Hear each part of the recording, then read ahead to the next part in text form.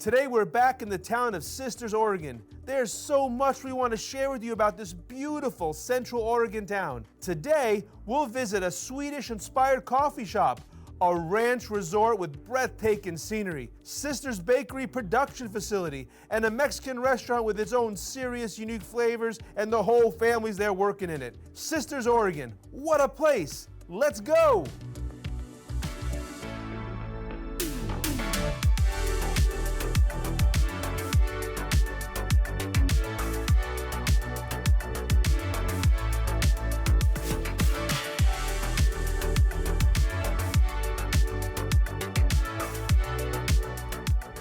Funding for All Across Oregon was provided in part by John A. Warricoy, CPA, Travel Curry Coast, Travel Southern Oregon, Oregon's Adventure Coast, FV Martin Trucking Company, and Travel Southern Oregon Coast.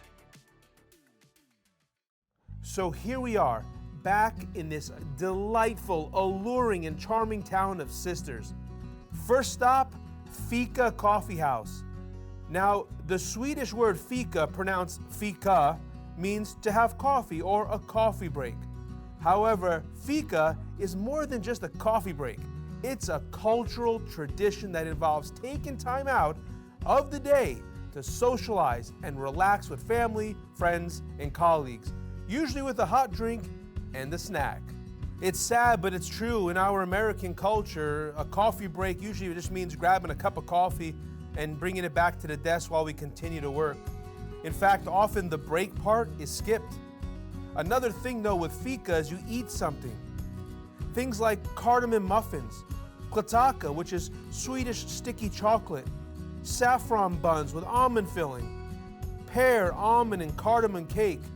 And wouldn't you agree that these are very different kinds of sweets than we're used to?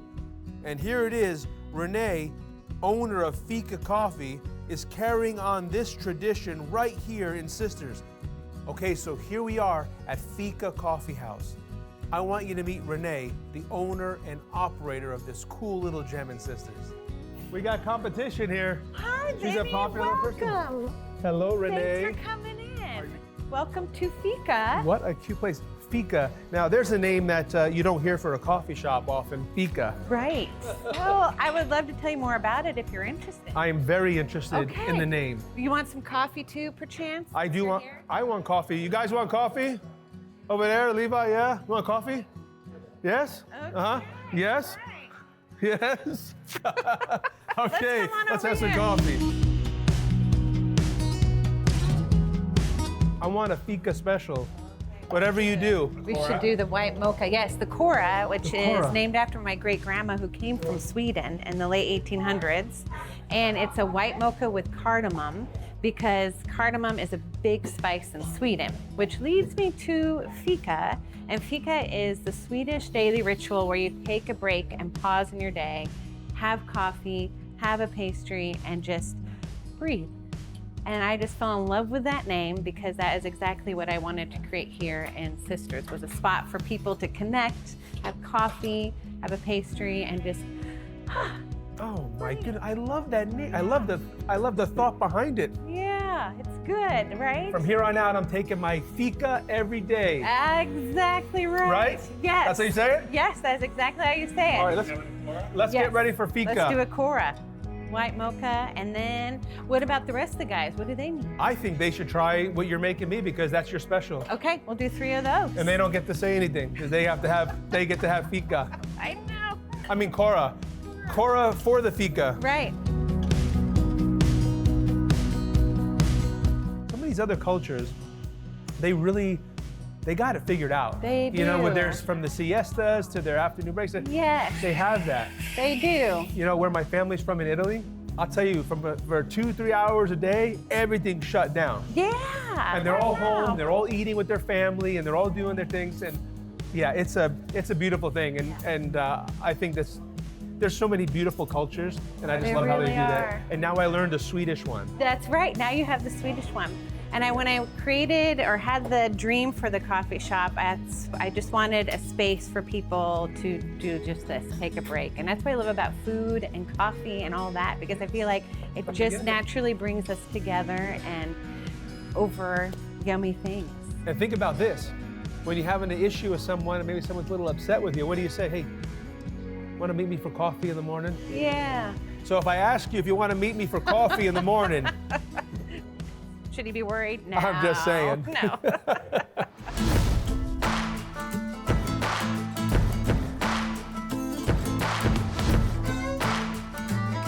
So Skona.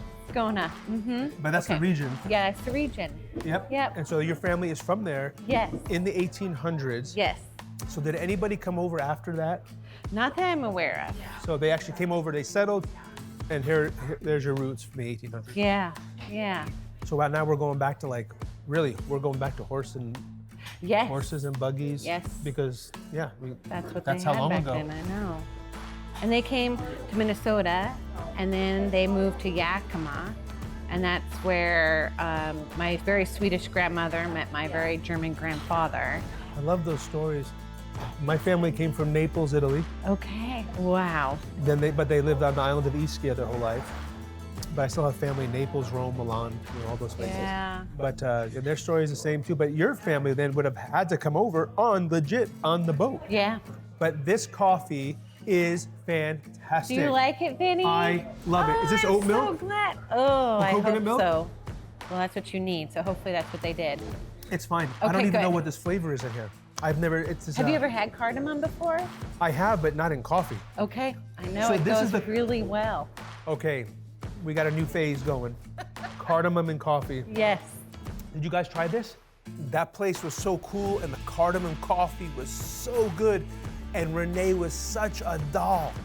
I am so glad that we were able to meet her, and thank you to Judy, our local fixer, who made that happen. So you remember last time we went to Sister's Bakery, and the pastries and the coffee and the donuts were top notch. Then they sent us away with some sourdough bread. Now, I'm a big fan of sourdough. So we were like, wow, this is some tasty bread. So they invited us to their production facility just down the way, and turns out it's quite the operation. I can smell it. Hey, Vinny. Wow, hello Welcome to the again. production facility. Wow. Voila. You hear the music? Hey, and Vinny, I got a little gift for you. You seem like a beanie guy. I am an absolute beanie guy. I'm official now. I'm officially part of the crew. Are you ready to get to work? All right, Vince? Vinny, let's make some bread. Dude, this is Let's killer go. facility, man. Look at this. This is insane. I have never been in a production facility before, and this just blows my mind. A lot of bread comes out of here. That mixer is sick.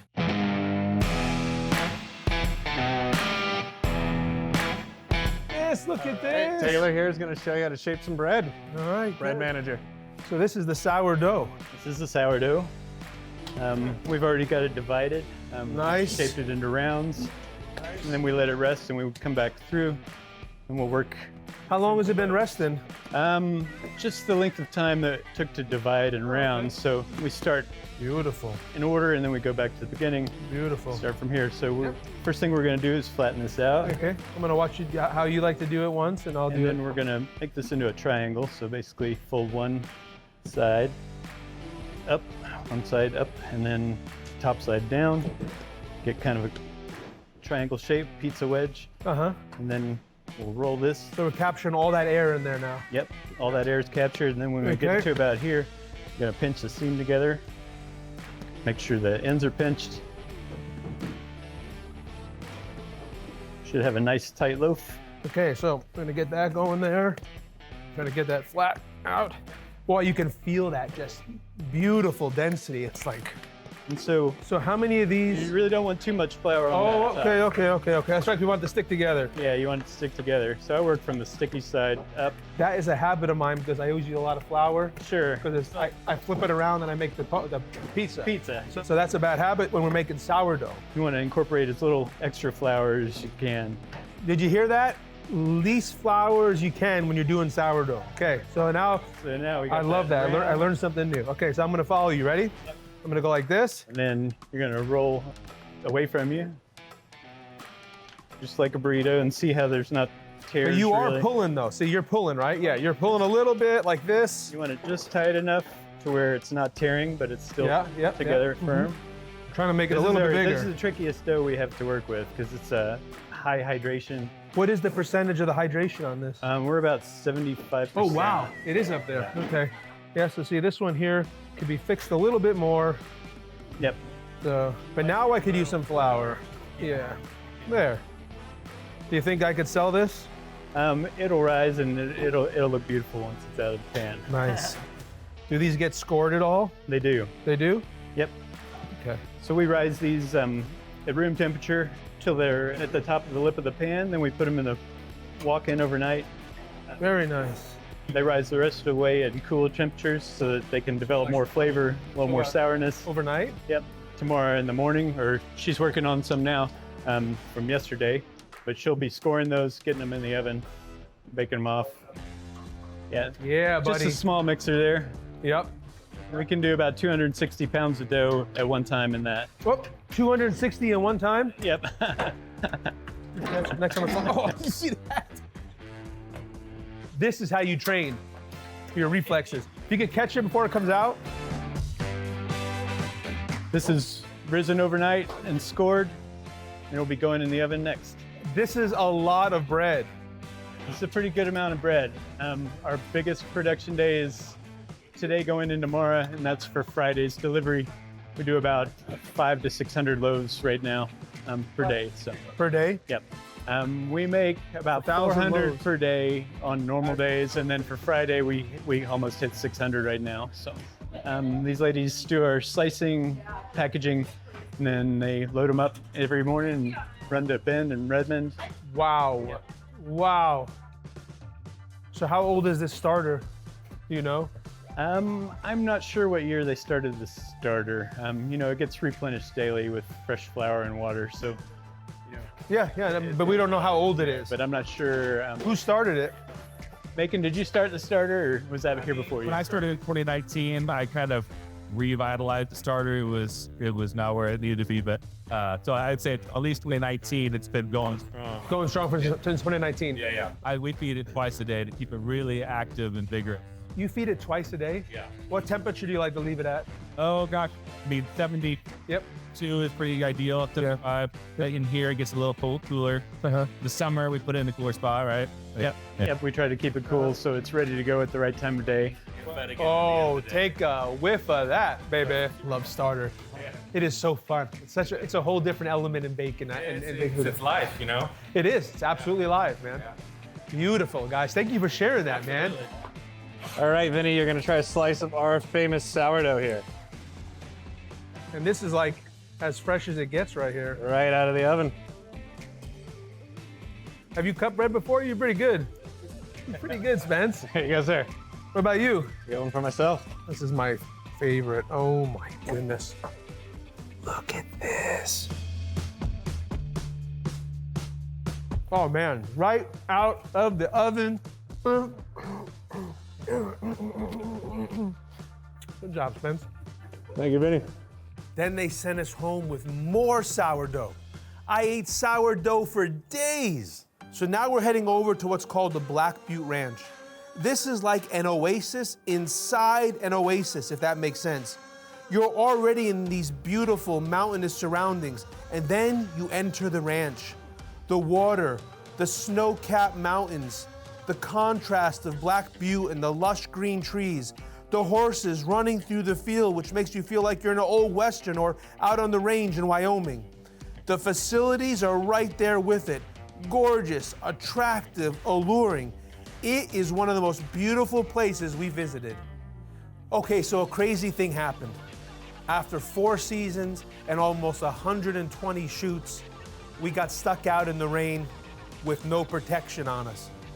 And we lost our first camera and all the footage we took of the ranch from that camera. But even with just the one camera, we were still able to catch the essence of this magnificent place. Come check it out. The Black Butte Ranch, it's been around for a while. and it's a must visit when coming to Sisters. Matter of fact, in 2020, it marked the ranch's 50th anniversary.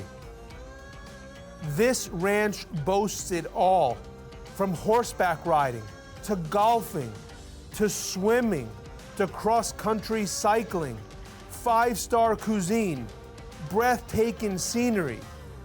Hey, and we got to experience some of that beauty.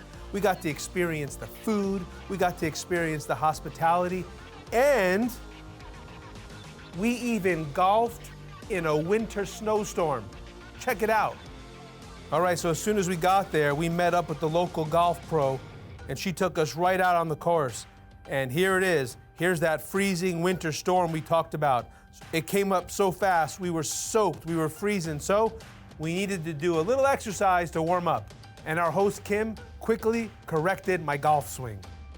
And so yes, we were freezing. What a perfect time to head into the kitchen and see what Chef Cooper's cooking up.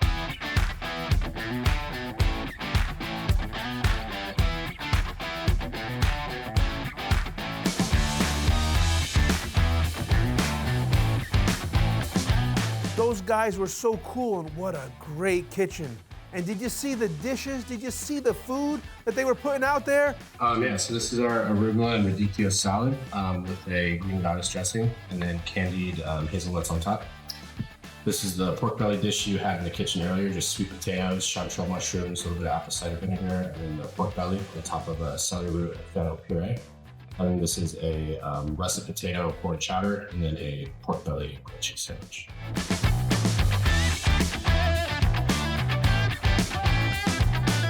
You know what? We can't wait. We already have this summer lined up. We're coming back. We're staying here, and we're going to experience everything, including the horseback riding.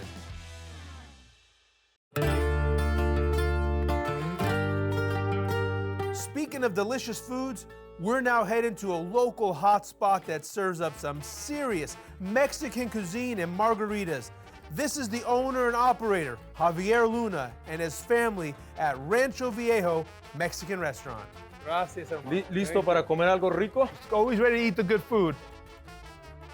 And then your beautiful esposa. Mi esposa Lorena. Lorena, thank you for having us. It's cool. Did you see this place? This place is beautiful. So this is where all the stuff happens right in here, huh? Yes. This is where all the action. Guys, what's happening?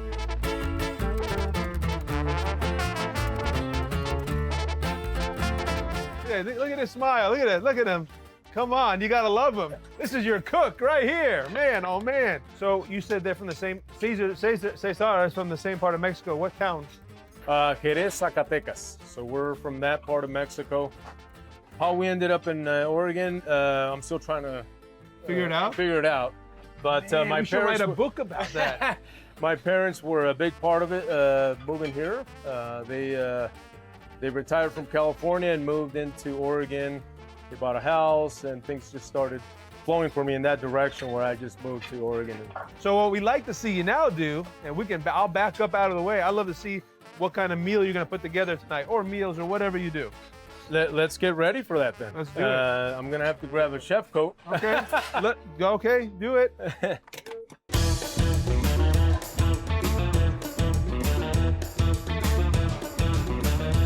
Camarones al mojo de ajo. Camarones de mojo de ajo? Yeah. So there's garlic in there too? Yeah, garlic. Yeah. Okay. There's garlic in there. I'm gonna take these guys with me. Just love them. Okay, so I'm gonna show you. Tráeme los hongos, ¿no? Los hongos nuevos, por favor. This is one of our more popular plates. It's just a taco plate, but man, do we sell this a lot. Well, it's got to be more of a. Oh, you want more of a cut like this? No, more of a, yeah, four. Oh, you want fat? Yeah, I want them So fat. you want like 1, 2, 3? No, more like this. Oh, you're actually quartering. Yeah, I quarter them because that's the way they stand out better on the plate. Okay, I will do it. I will do it however you say. I will watch. So if anybody wonders why this dish is gonna look so good when it comes out, it's because I chopped the mushrooms very thin. I went against the jefe's direction. You know what's nice though about this kitchen? even though it's tight, You can reach. everything is like right here. Yeah, There's no going anywhere. I'll tell you, we find ourselves working the kitchen, just one cook working the kitchen for the whole restaurant. During lunch, lunches tend to be a little bit slower. It's easier to do the plates because people go with those enchiladas, those burritos, the simple stuff. So during the winter, I only have one cook. For lunch. And this, having a kitchen this tiny helps a lot. This menu's inspired by your town, where you're from? You know, there's a combination of a lot of things. My wife has a big part in a lot of these recipes, and that's influenced by the town we're from. But we've learned the kitchen with just working for another family here. I used to manage this place before I took over as an owner. Wow. So I started on the front of the house and worked my way back. My wife's loved to cook all her life, so it kind of worked out where I learned how to cook, and she had all kinds of recipes to offer. Really? That's how it worked out? Yeah, so that's how it worked out, and you know, I've learned enough on the kitchen. I have a lot of influence on the type of plates that go out. My wife and I usually put them together, and we make sure everything goes out. These guys are the real deal. Wait till you see the plates that they're putting out.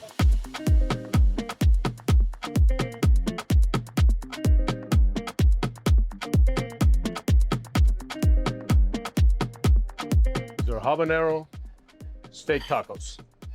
Habanero steak tacos. So it's got a habanero sauce that's spicy, obviously. This is one of our more popular plates going nice out and every warm. night. This is camarones al mojo de ajo. So you want to have a bite? You want to have a little piece? You too. Yeah, of course. If you have one, I have one. Bueno? Muy bueno. Rico. The name of the dish was camarones Al mojo de ajo. mojo. I don't know what mojo means. Mojo is like dipped and it's like dipped. Means dipped. It's an action. Yeah, it's like an action. Mojo. Okay, mojo is dipped. Yeah. That's now I know. Guys, the flavor on that shrimp is insane.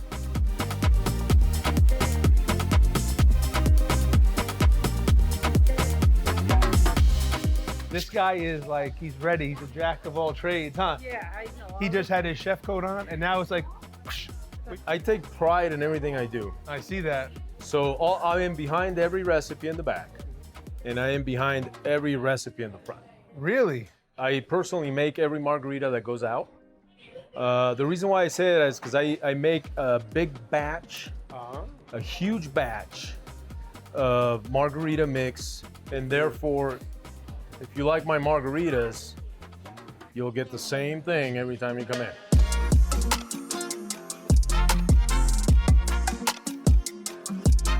I'm gonna make a couple margaritas. Okay. So we portion that with a portion cup. So depending on the type of margarita that's served, like this is a blackberry, for example. So we put an additional ounce of blackberry into that mix. We have the option of margarita salt or tahini, which has gotten really popular these days. Yeah, it sure has.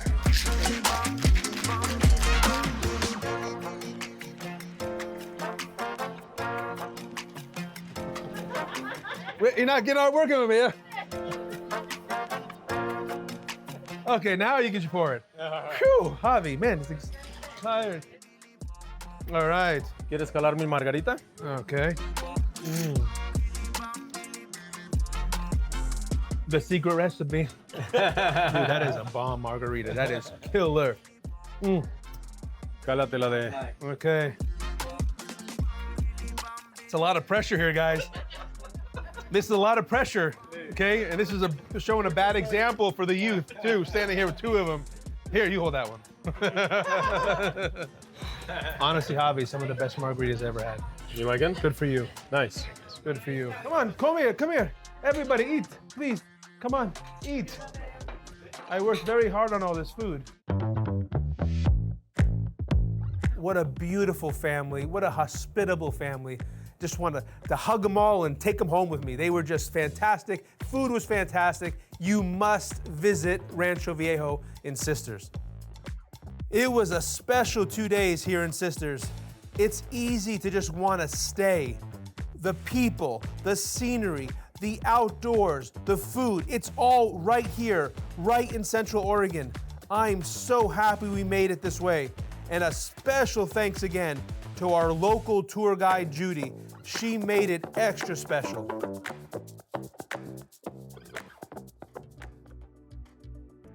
So there you have it, the happiest town in the state of Oregon. We ate well. We visited an old ranch that all can now enjoy. We were welcomed behind the scenes of one of Oregon's top bakeries, met some people who really, in the truest sense of it, carry on their home country's traditions. We'll see you next time as we go all across Oregon.